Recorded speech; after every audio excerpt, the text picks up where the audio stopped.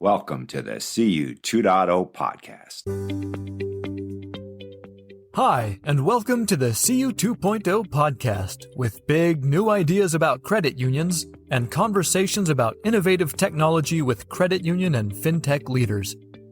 This podcast is brought to you by Quillo, the real-time loan syndication network for credit unions, and by your host, longtime credit union and financial technology journalist Robert McGarvey. And now, the CU 2.0 podcast with Robert McGarvey. What a ride Steve O'Donnell has had at One Nevada Credit Union, a $1.5 billion institution where he started as a teller some 22 years ago. And in August 2025, he was promoted to CEO. This podcast is about his journey getting into the top spot, and also what he sees as some of the challenges and opportunities that lie ahead for him and for One Nevada. The name you'll hear often in this show is Paul. That's Paul Parrish, the prior CEO at One Nevada and a current member of the institution's board of directors. He also is the one who mentored Steve as he climbed up the ladder at One Nevada. Over the years, I've had a number of talks with Steve. He always is frank, candid, a great guy to talk with, very knowledgeable. So listen as he details his climb up from a teller role, but know that he knows what it's like to walk in the shoes of a teller. At the show's end, Steve tells why it took him a long time to earn his degree at the University of Nevada, Las Vegas. Hear that story and you will know this is a guy you'd like and respect. Listen up. You have 90 days in the CEO chair, more or less. Yeah, a little more than now. And it's shocking everybody that I'm showing up to meetings on time. Now, how is it different from what you expected?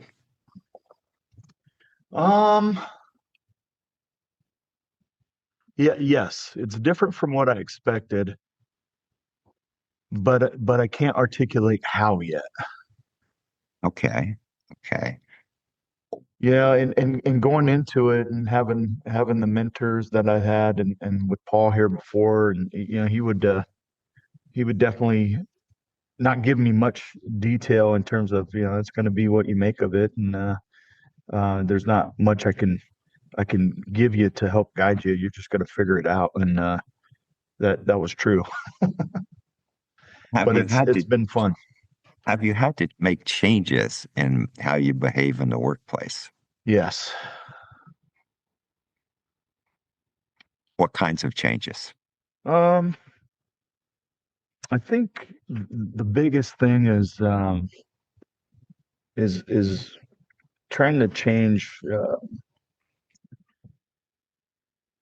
how I come at things from an angle of I've been here for 25 plus years working side by side with everybody, and now it's setting direction and vision and having to be different from that angle and more matter of fact about certain things, but then trying to engage the team at different levels. So I think everybody sees me a little different as well. And once that whole thing went down, it's just everybody. I would say even some people in the industry, it's just been different. There's a lot that comes with that title, I guess. Yeah. When did you decide you wanted to throw your hat in the ring to become CEO? Probably 2 years ago. That recently? Wow. Yeah. I mean, it was always something I was working for, but I knew I wanted nothing else but that 2 years ago, at least. And was Paul your mentor in that process? Yes. I mean, because I'm always intrigued when a person decides, okay, I think I'll become CEO. And most cases, I think there has to be somebody, a Paul Parrish, who says, there's a chance, not guaranteeing anything, there's a chance you could become the next CEO, which would be a magical moment, I think. Yeah. But did you come to that realization on your own, or did Paul help stimulate that? It was something that in conversation him and I had together, and I said, this is kind of my future. And I remember back when I wanted to be the CFO and he was the CFO. And I had asked him kind of a similar question, going, "Well, I'm sure you want to be the CEO one day." And he goes, "Damn right." And I said, "Well, I want to be the CFO. So what does this look like?" And we always kept that open communication. And when he started intimating that retirement might be coming soon, I said, I want to be the one. So he All said, right. "Well, let's do that." And he goes, "I agree with you. I'll try to help you as much as I can." As the CFO, you had prior contact that was somewhat extensive with the board, right? Yes, So you knew them, they knew you, right. and you were comfortable more or less in dealing with them. Yeah, comfortable, but I always had that shield. And that shield was Paul, and he would be the one delivering the message and making sure that he was running that meeting. And that dynamic has changed, and now so it's even more so mine, and the comfort level changed, at least early on. About I've got to get them to trust in me and understand that the decisions I'm making, and how we want to move the credit union forward, is going to be similar to what we've been doing before. Might want to push the envelope a little bit more, because I've got a lot of thoughts and ideas, and also this industry is moving at such a rapid pace right now that we just can't sit back and relax anymore. And so getting them used to that, and seeing that light, I think, has been a challenge that has been fun to take on. And it's hard to build that next level of trust that Paul for 45 years and Brad before him for 20 plus years had already built. This I'm still the new guy. What's it like to deal with a board where two former CEOs are on the board? It's a lot of fun. You know, I That's an unfair question. I shouldn't have asked you that, really, because I mean, what the hell are you going to say? Damn, it's terrible. I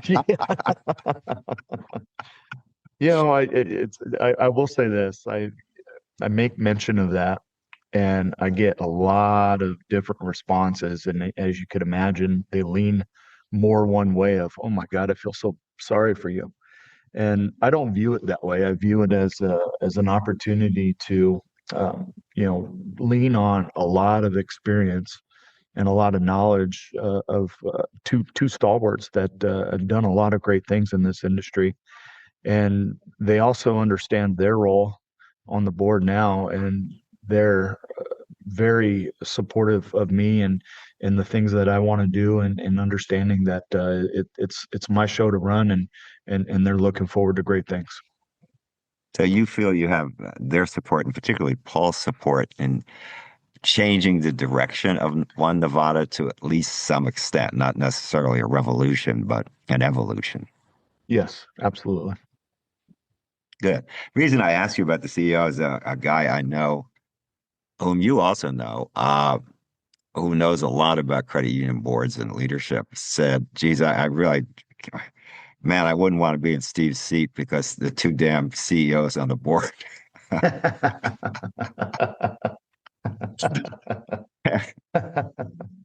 And Yeah, and a that's common when theme. that question clicked in my mind to ask you. Though I admit it's somewhat unfair, because what the heck are you going to say? But Right.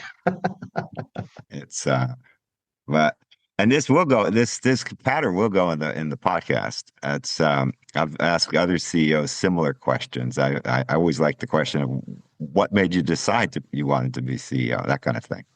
So Okay. it's you get different answers. It's I think valuable, particularly to young people who have when you're 21, you think you're going to be president of the United States or something like that. Uh, so, and usually your aspirations shift a little bit, hopefully. It's and so I just find it useful content to hear from a CEO, about the process. In any event, let's switch topics. AI. You were one of the first credit unions to do something interesting in AI. It looks like a small project that was basically taking all the various documents that call center people consulted when members called and com digitizing them, computerizing them, clearing up inconsistencies, inaccuracies, et cetera, et cetera. It sounds simple, but it's absolutely brilliant because it saves time for the call center people, it saves time for the members. Everybody's happy in that. What's your next project? I think the next project is, taking a lot of that information and figuring out what we can do with it to personalize the member experience a little bit more. There's so much data and insights that's coming from this now, and it's valuable for us to be able to lean into understanding the member a little bit more because our connection with the member has gone away a little bit, through a lot of fault of our own by becoming a digital first credit union, or at least not everything we're doing is digital first yet, but that's our mentality.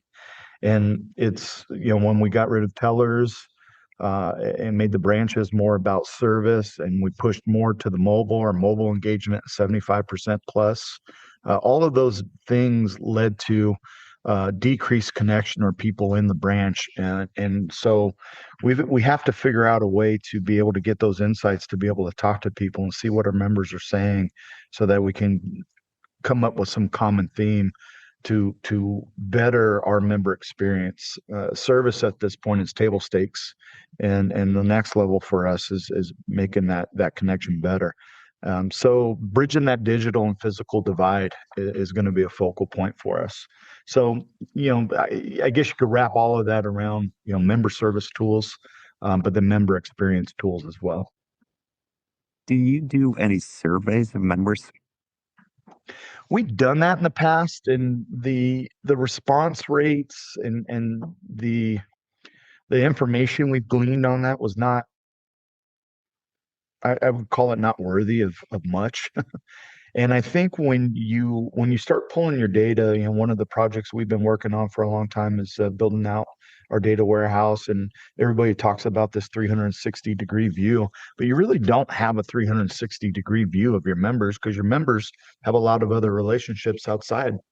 And if you don't have that transactional data and you're not the prime account that they're using through the checking account, then you don't have that information. And even if you did have it all, and they call in and they're irritated with you, that data doesn't show it. They might be active users, but they're on their way out, and so they might become a silent attrition prospect here down the road.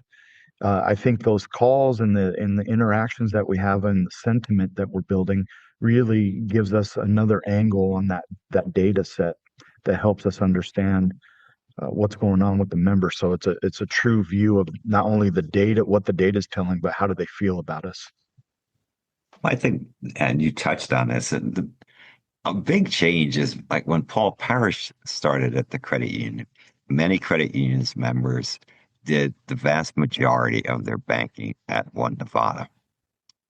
Now, as I would guess, very, very, very few members do the vast majority of their banking at One Nevada.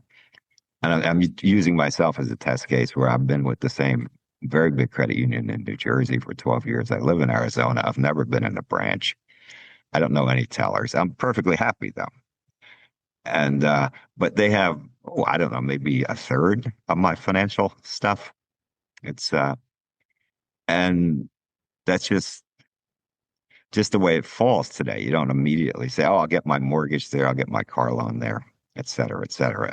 Do you disagree? I agree 100%. And I think that's right where your earlier question about what are the next things to do with AI really matter. And they matter from the standpoint of we've got to be in their face at the right point in the right time in whatever their journey is to get that next action from the member, because there's so many options out there.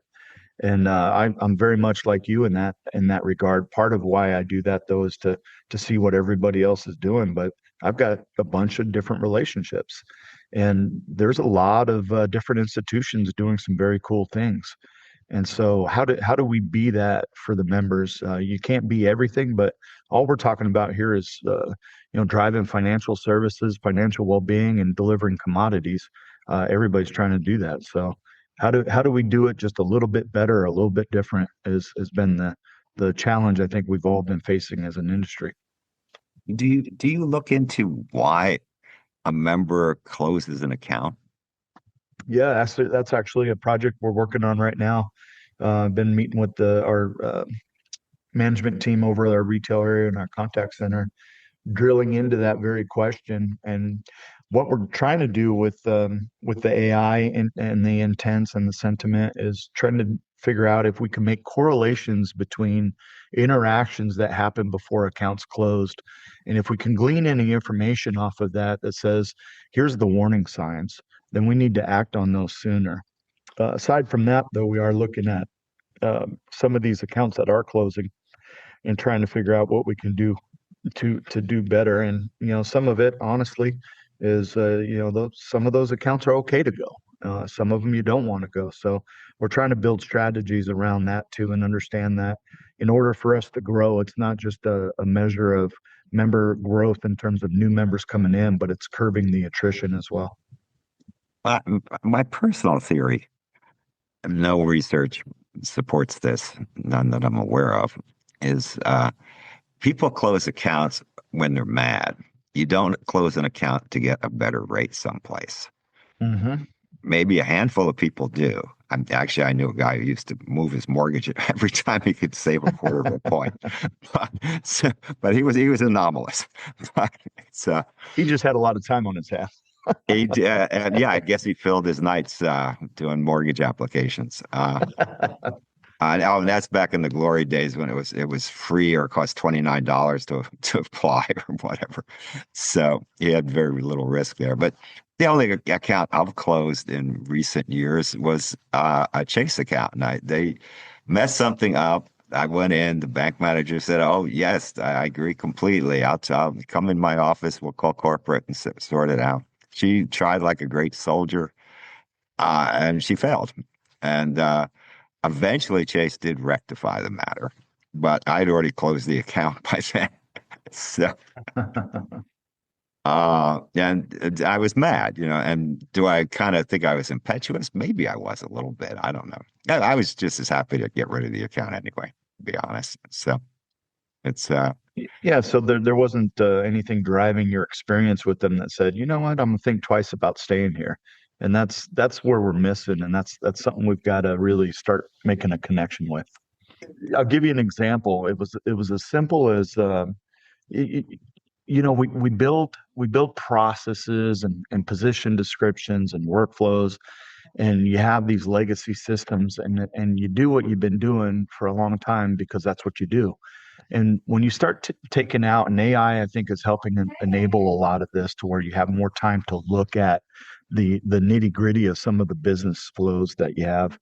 And you look at some of the position descriptions and what we've given people, and we say, all right, here's how we're going to handle a closed account. Or if a member sends in a letter, this is the process, and we're just going to do that. And we're not stepping back and going, wait, can we do this a different way? Are we just going to accept a letter coming in and then close the account and let it go? Or are we going to put some friction in there? If everybody sent in a letter and closed their account, we'd be out of business tomorrow. So it's a function of thinking about everything we do differently and galvanizing the team behind that. And so those are some of the things that we're trying to put together and put strategies behind as we move forward. I know if you have an American Express card, it's good standing, and you call Amex and say, I want to close the account. In almost all cases I've heard of, I've never personally done this, but an offer is made that sweetens the deal for you. Maybe a lower fee, maybe some membership reward points, whatever. Different people are offered different things. I've never encountered that with a bank where they've offered me to sweeten the deal a bit. Right. Yeah. So maybe we should do something differently. Yeah. Yeah. Okay, now twice in the month of October, CEOs of billion-dollar credit unions, $1 billion, refer to them as themselves as running a small credit union. I quote, small credit union. I'm saying $1 billion credit union is small. I mean, I'm part of the generation where $1 billion credit union is huge and a $10 million credit union is small. A billion, Yeah. okay. You're $1.5 billion. Are you small? Yes. For a long time, getting to that billion mark was an achievement, and I do recall for starting about 6 or 7 years ago in our planning strategy meetings every year, I would one of the updates I would give to the board was kind of a perpetual question that was running: is $1 billion enough? And we threw that question out there back when we were 700-800 million. And they're like, whoa, billion, that's a big number. And that's, what we're striving for. But I go, the way the future is going and the way that consolidation is happening, is it enough?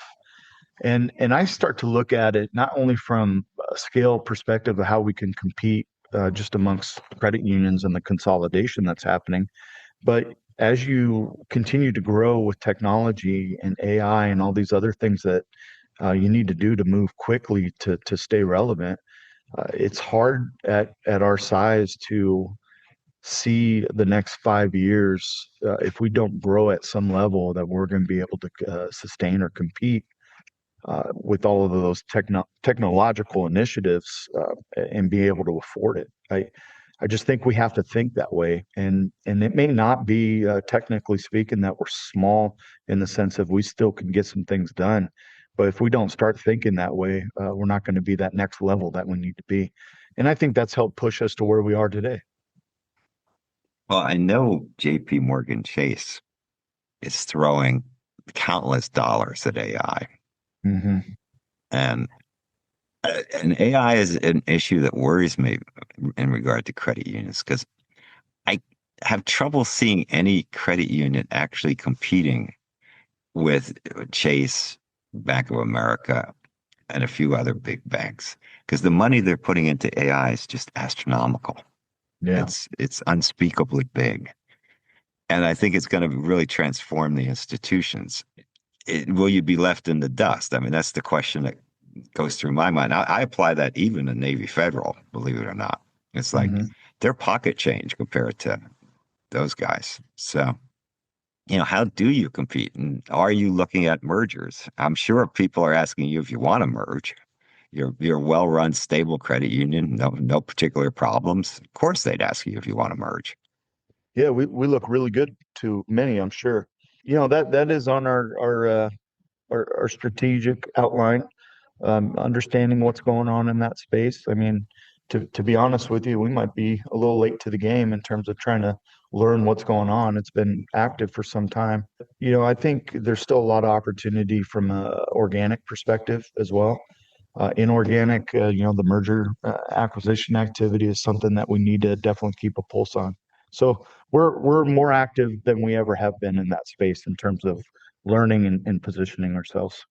But I agree with you. I think we're well positioned as a credit union to do some things.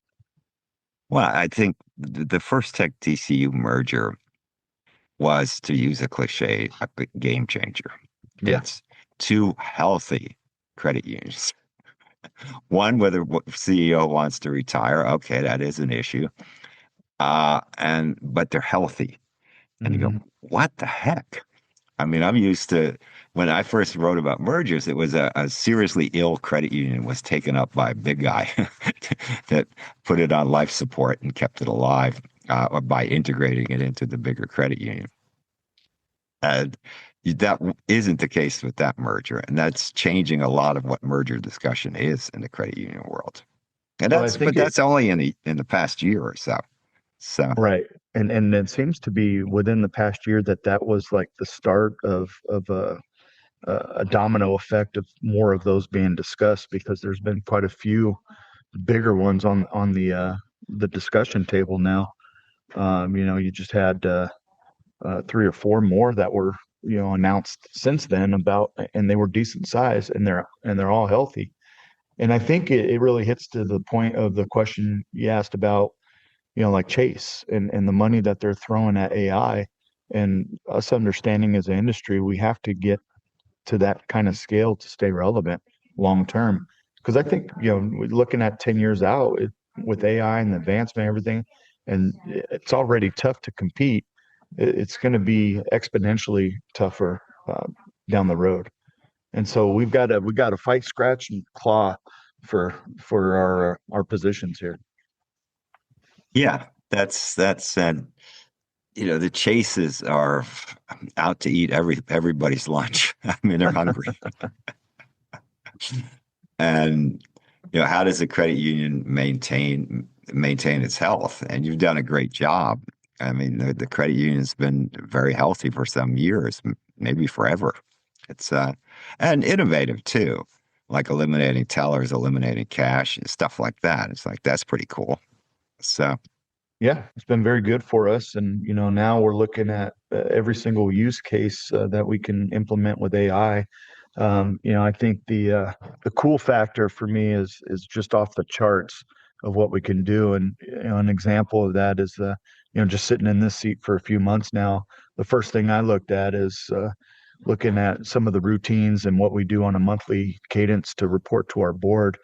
And it's like, I don't want to spend days, getting this board packet put together and analyzing it and getting it ready. Let's have AI do this and have AI start giving us some insights off of our packet. What should we be focused on or looking at?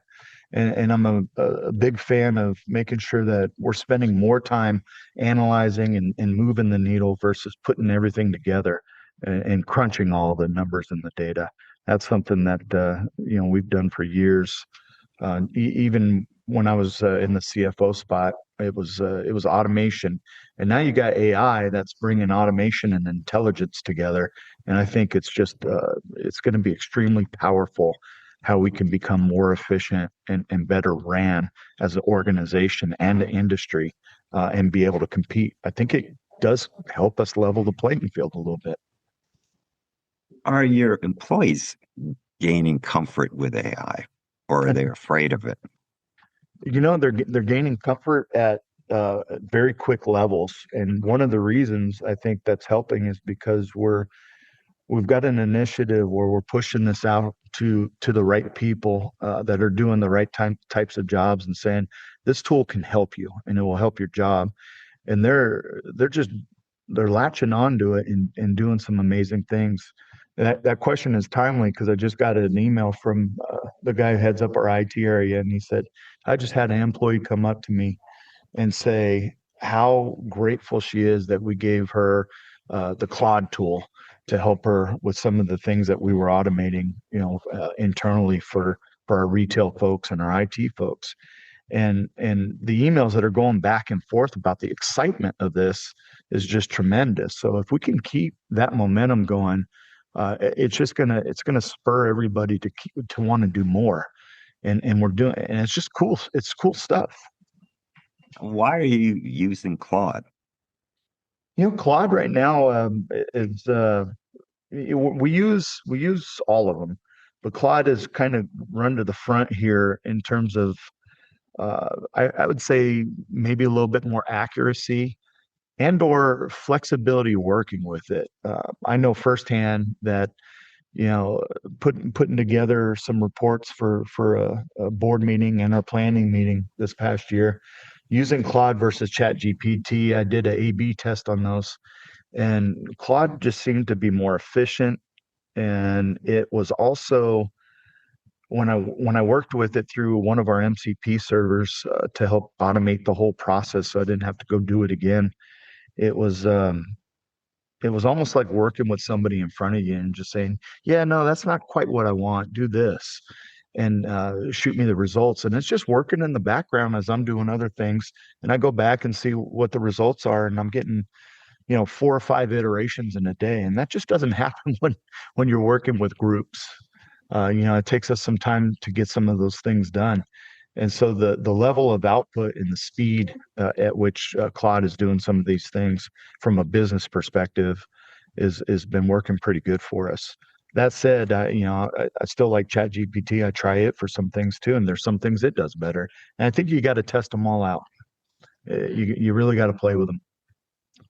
Well, right now the tech heads think that Gemini is better than ChatGPT. Yeah, I'm just Um, reading something on that. and I've used Gemini for a year or so, and the newest version is very good. Mhm. I have no experience using Claude, so I can't really do a compare and contrast. Gemini's gotten so much better in the past year, but I guess all the others have too, because what other business is bringing in $1 trillion and making no money in the process? Right.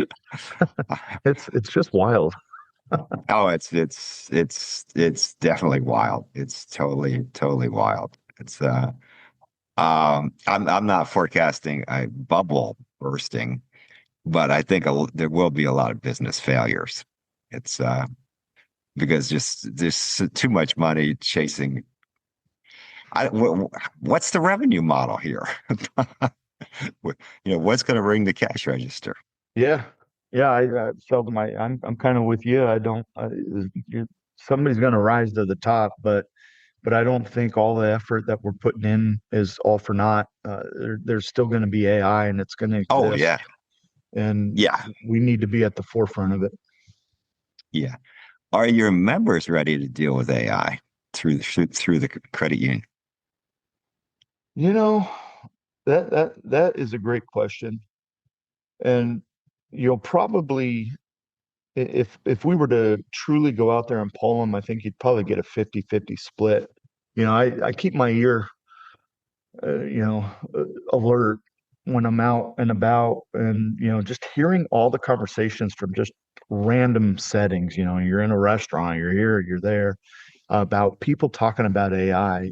It's grabbing hold quickly and more are using it. So I think the comfort levels are increasingly becoming okay.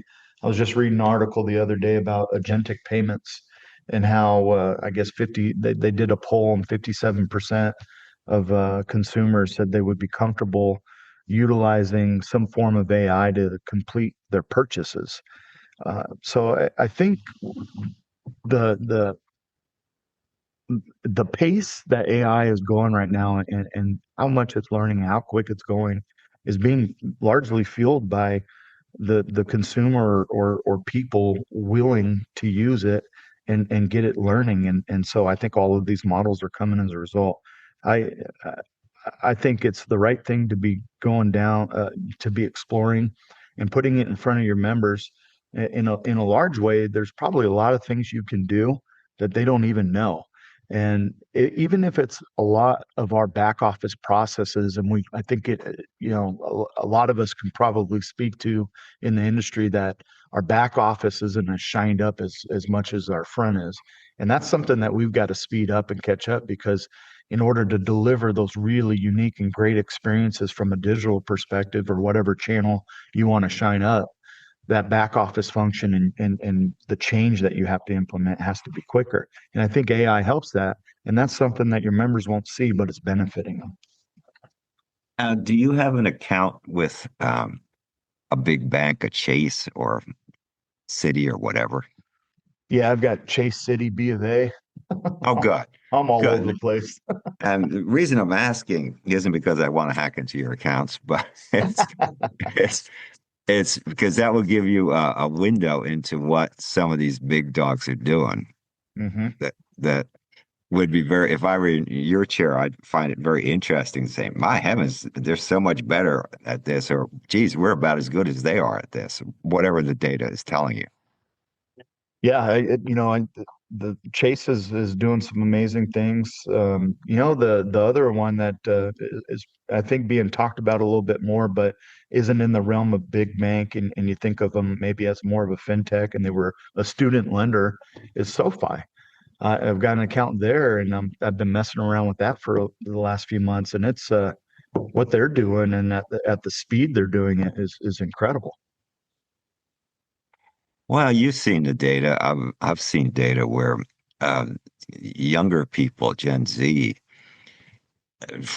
don't really give a damn about government insured accounts. they don't begin to understand it and they just don't care. And they don't really care if their principal financial institution isn't actually a bank or a credit union. It's yeah, I've talked to kids who are perfectly happy with like Venmo. It's it's like okay, it's interesting. Right. But it does show you the generational shift that the idea that you need a credit union account or a bank account isn't necessarily the case.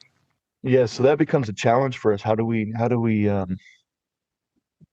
stand apart and still look like we are a great option in the eyes of the younger consumer?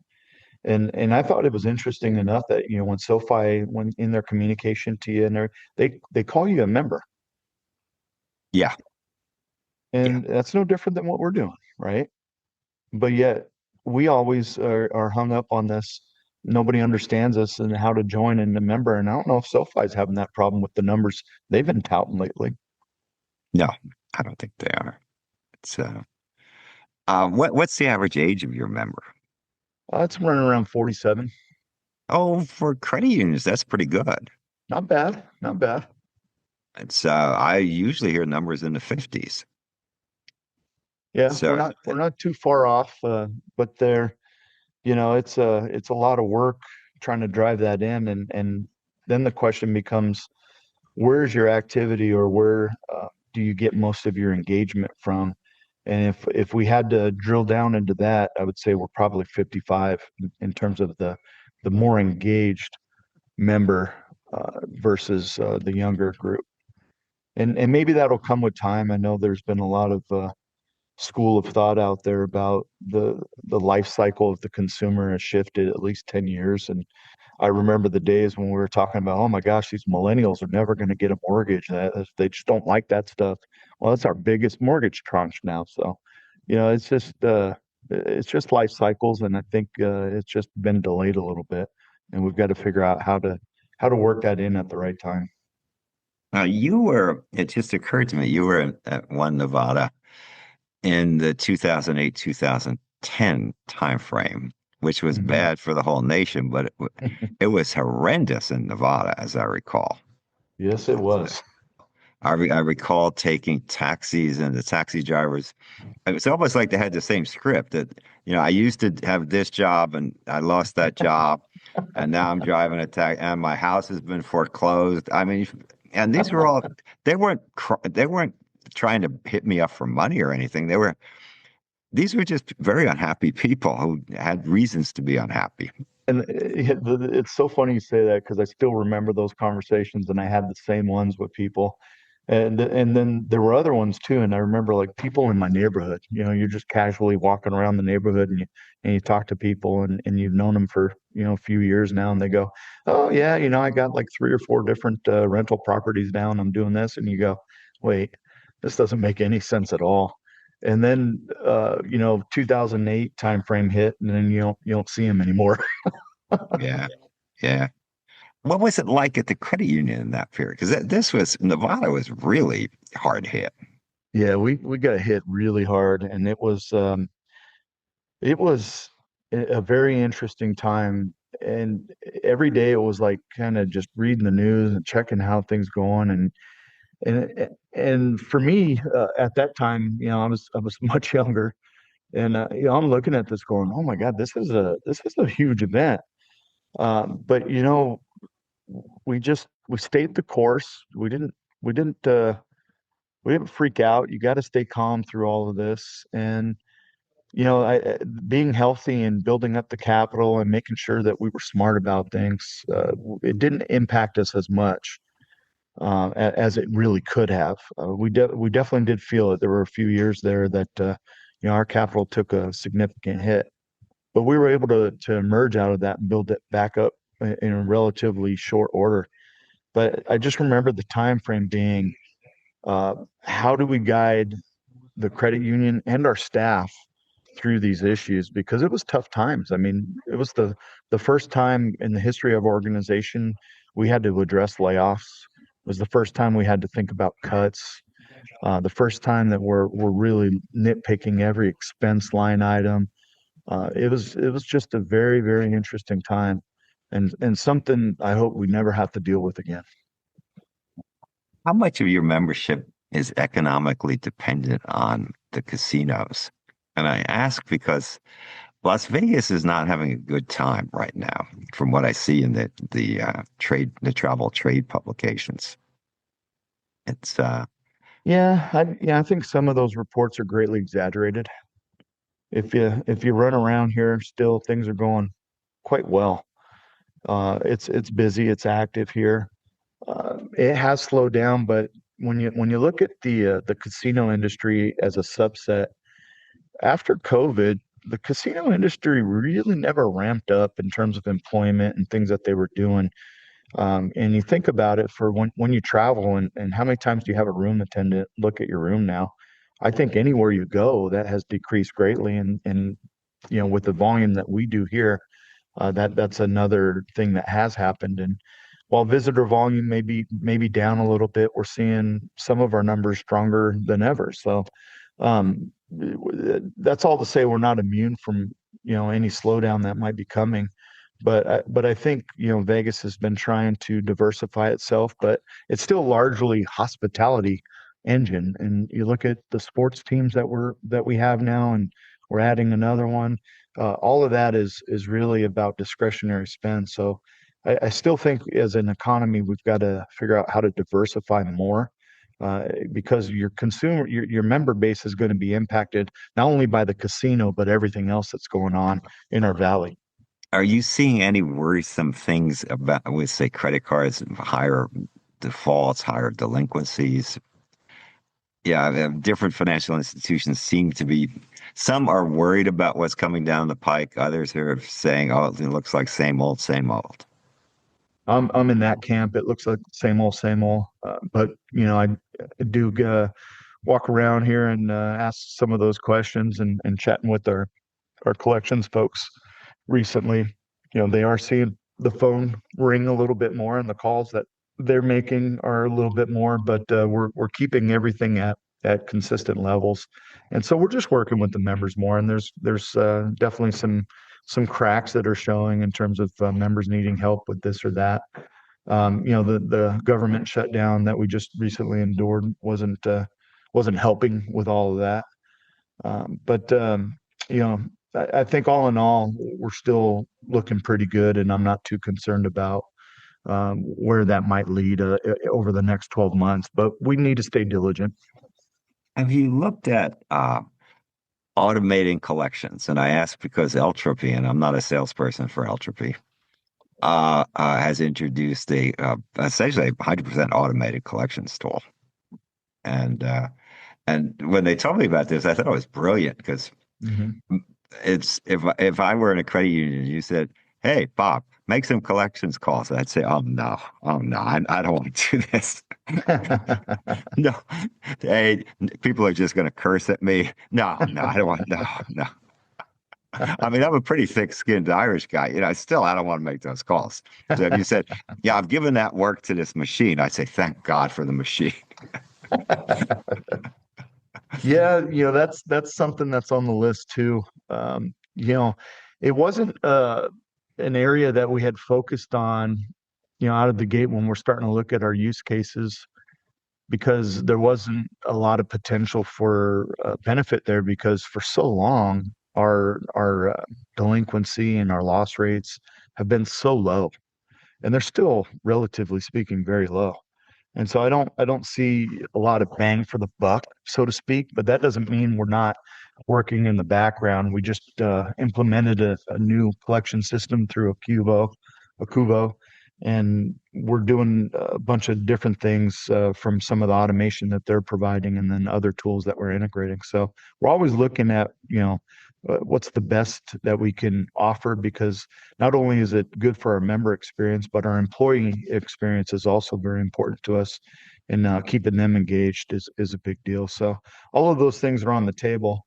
But one of the efforts we're looking at in 26 is really trying to find a champion for AI in every area and maybe creating that like a center of excellence for what we're doing around AI and having that group collaborate to think about how we can really ramp it up within the organization over the next 12 months. And then from there, hopefully it catches fire and that just becomes part of our culture moving forward. That's a brilliant idea of having in as many departments as you can, someone who's like the AI evangelist who Mm-hmm. really believes in it and sees that, no, this isn't scary to the employees. This will help everybody. And Absolutely. yeah, it's one thing if the CEO says that and you say, oh, he just wants to cut the jobs anyway, whereas if it's someone that you're actually working with every day who starts talking up how great this is, how much it's making his or her job easier, etc. Mm-hmm. That'd be persuasive to me. Absolutely. So, You gotta take the fear out of it. well, you've been down that road though with the teller situation. Mm-hmm. It's which at first people probably thought this was scary as could be, but then when you said there's not going to be any forced attrition, blah blah blah, that probably took a lot of the sting out of it. It did. So this credit union, I think, has a history of not terminating employees just for the sake of reducing the payroll. No, So no, just doing more with the group that we have. And now that's not to say that if you go and look at our history too, that we haven't made gains on efficiency because I think you absolutely have to. But we're not doing that by lopping off jobs, which is a lot of what you're hearing now that AI is starting to get in there and steal jobs. Does it change the way we work? Absolutely. I think one of the ironies, it's hard to find humor in job loss, but an irony is that one of the hardest hit industries is computer science, Yeah, where, where poor kids are graduating with computer science degrees, and they're not finding there are any jobs out there for them, I which know. this kind of blows your mind. What? That was the ticket to ride 10 years ago. What's going on here? Well, the Yep. computer's doing it for you. In any event, I think I got what I wanted from you, Steve. You've been, as always, very charming, honest, talkative, and I do think I like to do this kind of thing because it humanizes the CEO. Well, It's very cool.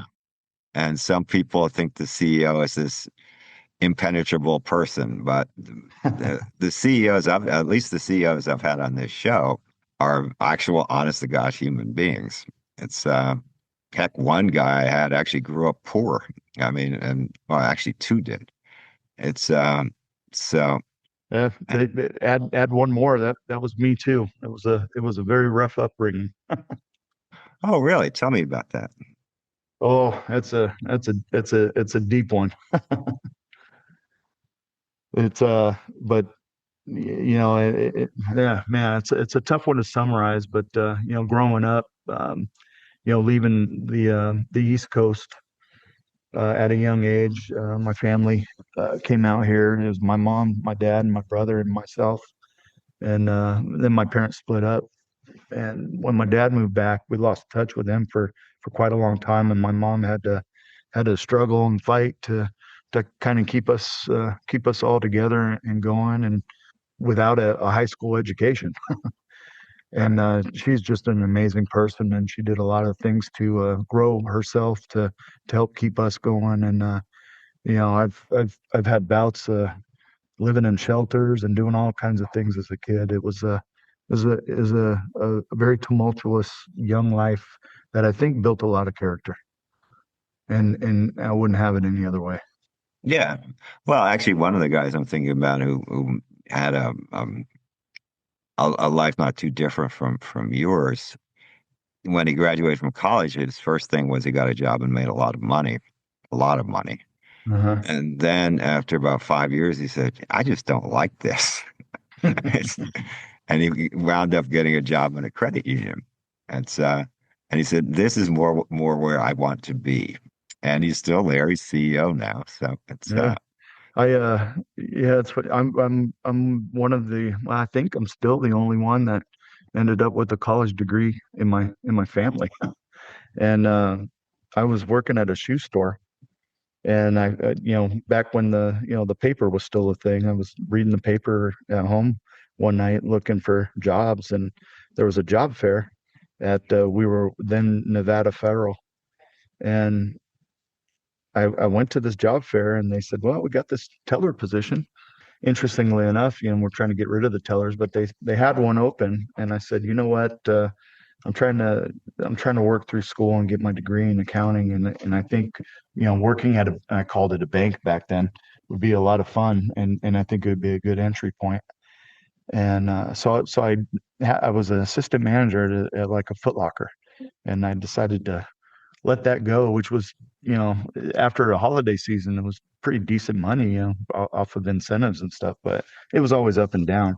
And I went and got that job at Nevada Federal and never looked back. And you worked your way through UNLV? Yep. How many years did it take you? 8 or 9 years. Oh, wow. Also shows you it tells me the economic stresses you were under. It's Yeah. But it's cool that you were that persistent. Wow. And what helped a lot is at the end, working with Paul, and he I don't know if he saw the potential or what, but it was the credit union stepped in. We had a tuition reimbursement program, and so they kind of helped with a lot of that too. And so that also helped me drag it out so that I could afford it. No, that's a wonderful story, Steve. Before we go, think hard about how you can help support this podcast so we can do more interviews with more thoughtful leaders in the credit union world. What we're trying to figure out here in these podcasts is what's next for credit unions. What can they do to really, really, really make a difference in the financial scene? Can't all be mega banks, can it? It's my hope it won't all be mega banks. It'll always be a place for credit unions. That's what we're discussing here. So figure out how you can help. Get in touch with me. This is rjmcgarvey@gmail.com. Robert McGarvey, again, that's rjmcgarvey@gmail.com. Get in touch. We'll figure out a way that you can help. We need your support. We want your support. We thank you for your support. The CU 2.0 podcast.